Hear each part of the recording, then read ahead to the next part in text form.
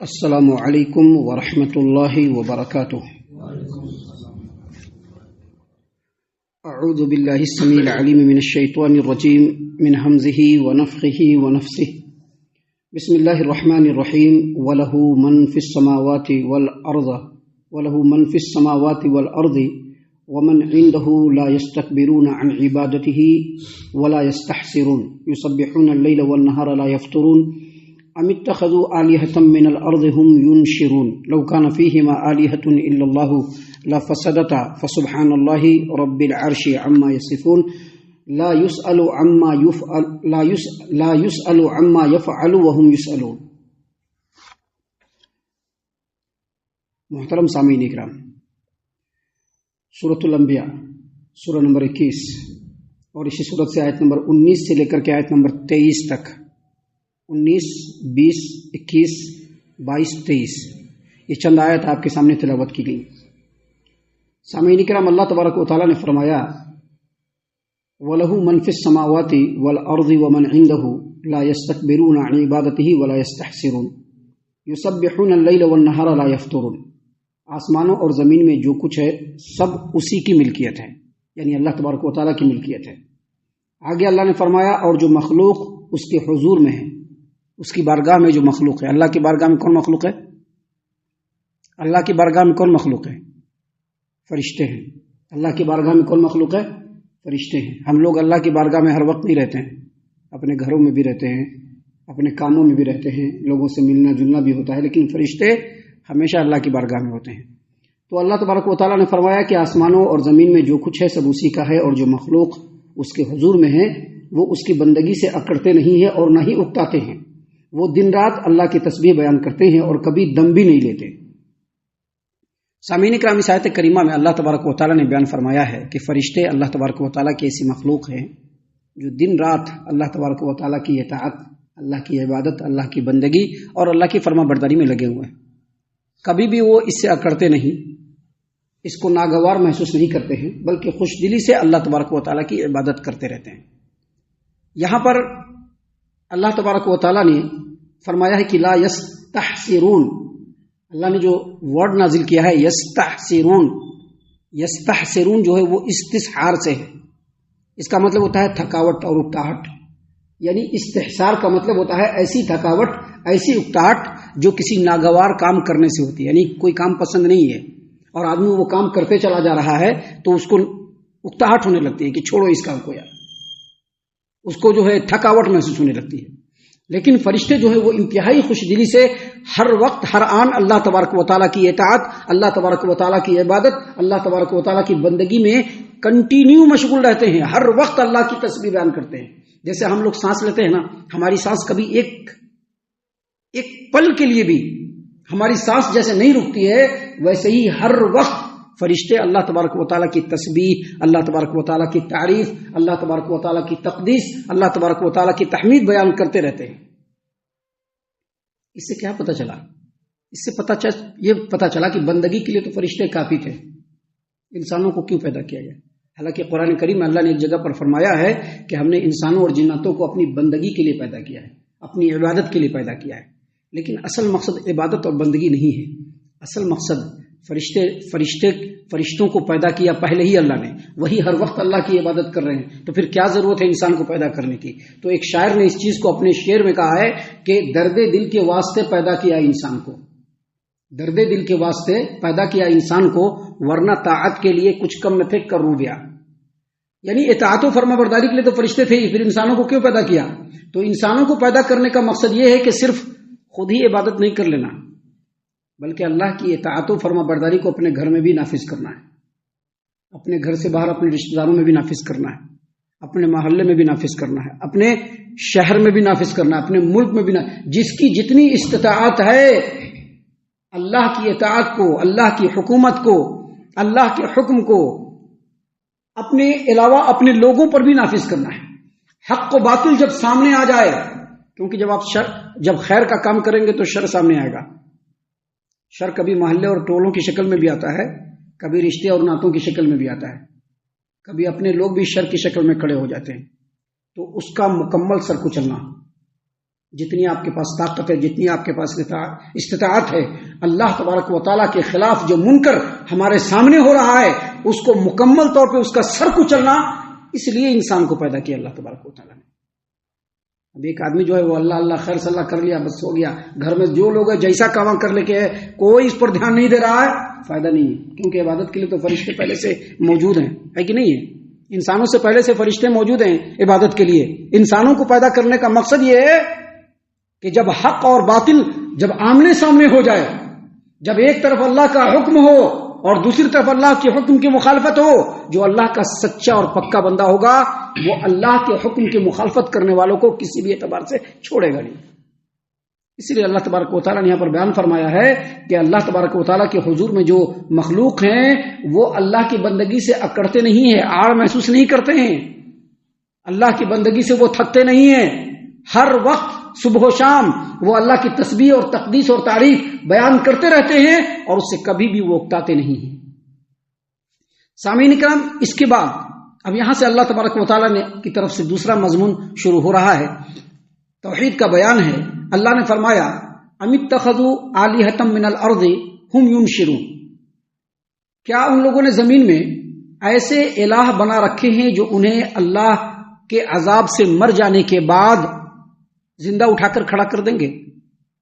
ینشرون، ینشرون انشر ینشرو سے ینشرون، ینشرون یا ینشر کہتے ہیں کوئی اگر بے جان ہو گیا ہے تو اس میں روح پھونک کر کے اس کو زندہ کرنا، اس کو جلا دینا، اس کو کہتے ہیں ینشرون۔ حشر نشر سنا ہوگا آپ نے، حشر ہوگا نشر ہوگا قیامت کے دن۔ حشر اور نشر، نشر کا مطلب یہ ہوتا ہے کہ جو انسان مر چکا ہے اس مرے ہوئے انسان کو، یا جو انسان مر چکے ہیں دنیا کے ان مرے ہوئے انسانوں کو دوبارہ زندہ کرنا، یہ صفت کس کی ہے؟ اللہ تبارک و تعالیٰ کی ہے۔ یہاں پر اللہ تبارک و تعالیٰ نے فرمایا ہے کہ یہ جو لوگ اللہ کو چھوڑ کر دوسرے معبودوں کو دوسرے لوگوں کو اپنا معبود بنا رہے ہیں، دوسری چیزوں کو اپنا معبود بنا رہے ہیں، اللہ کو چھوڑ کر زمین میں دوسرے معبود بنا رکھے ہیں۔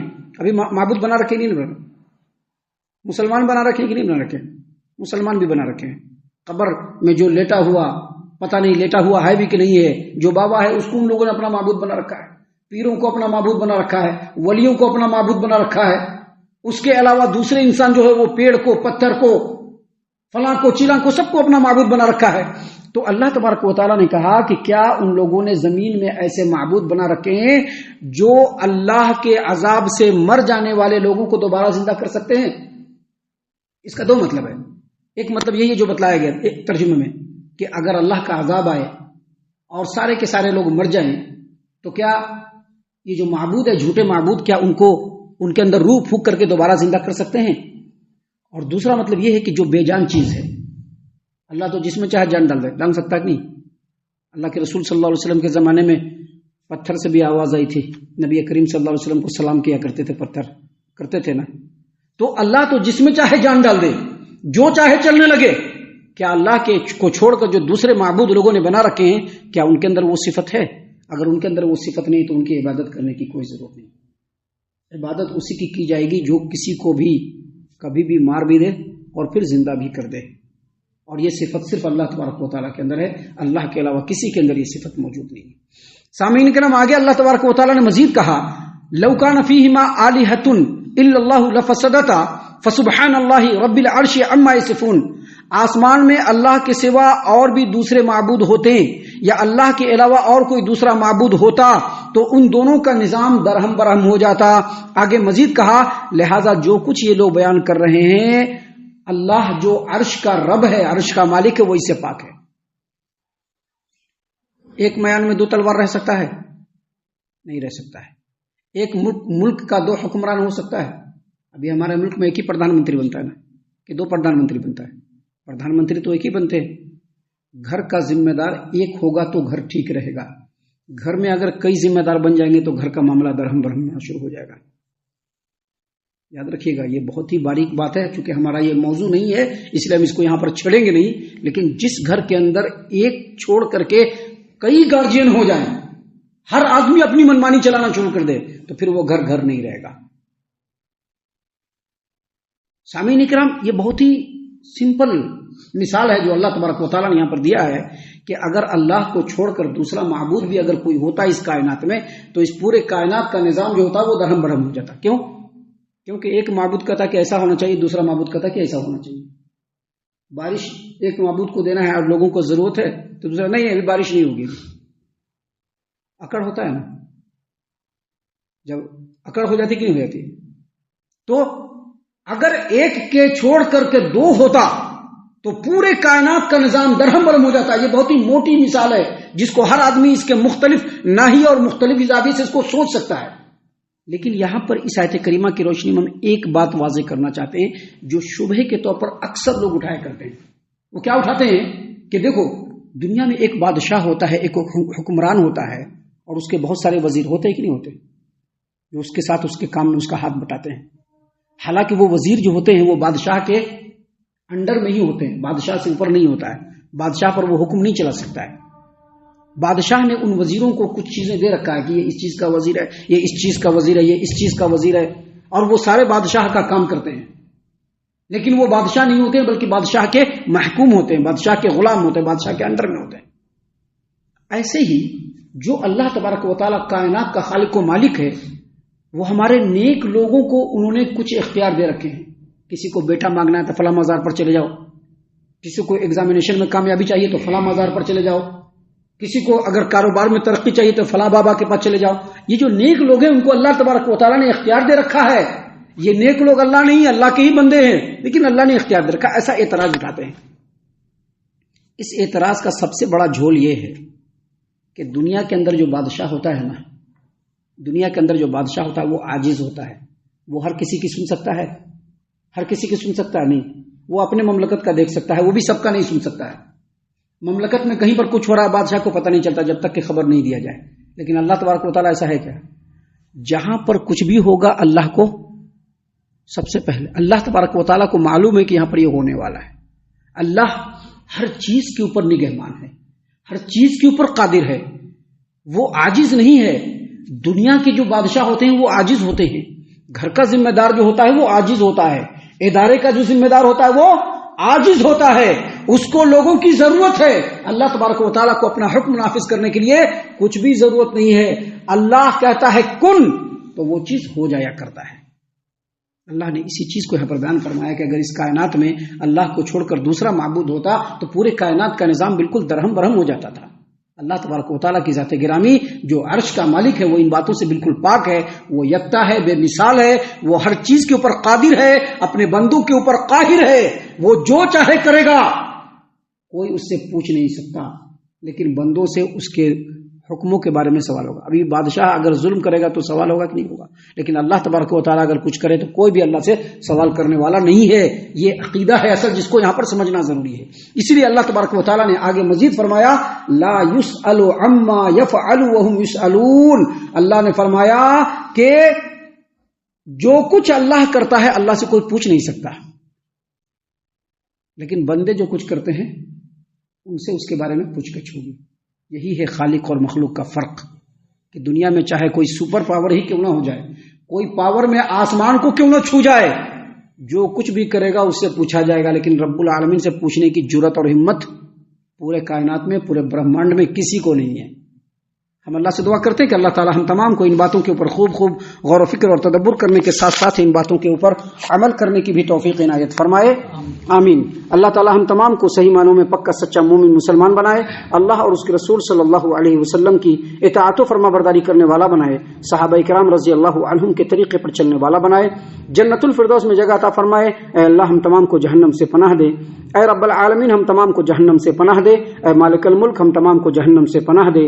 آمین یا رب العالمین. وما علینا الا البلاغ المبین.